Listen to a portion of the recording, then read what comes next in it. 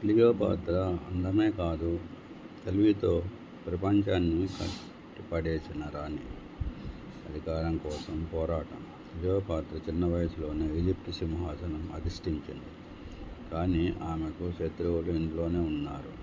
తమ సొంత సోదరుడే ఆమెకు వ్యతిరేకంగా పోరాడాడు. ఆ సమయంలో ఆమె ఒక సాహసోపేతమైన నిర్ణయం తీసుకుంది.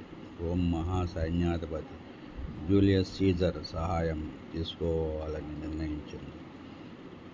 కార్పెట్లో వచ్చిన రాణి ఒక రాత్రి క్లియోపాత్ర రహస్యంగా సీజర్ రాజభవనంలోకి ప్రవేశించింది.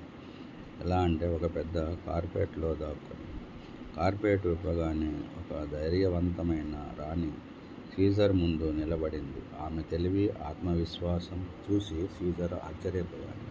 క్లియోపాత్ర మరియు సీజర్ మధ్య ప్రేమ మొదలైంది.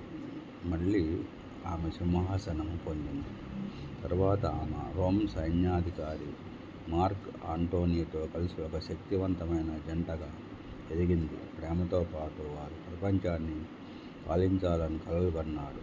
కానీ వారి ఎదుట నిలబడ్డాడు ఒక శక్తివంతమైన శత్రువు, అక్టేవియన్. అక్టేవియన్ యుద్ధంలో క్లియోపాత్ర మరియు ఆంటోనీ ఓడిపోయారు. వారి సామ్రాజ్యం కూలిపోయింది. ఆంటోనీ మరణించాడు. క్లియోపాత్ర ఒంటరిగా మిగిలింది. రోముకు బందీగా వెళ్ళడం కంటే ఆమె ఒక విషసర్పాన్ని తనకు తాను కాటు వేయించుకుంది అని కథలు చెబుతున్నాయి.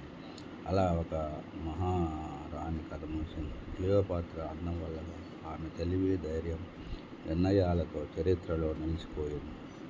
మన జీవితంలో కూడా పరిస్థితులు ఎంత కఠినమైన ధైర్యంగా ఆలోచించి మనం గెలవటం.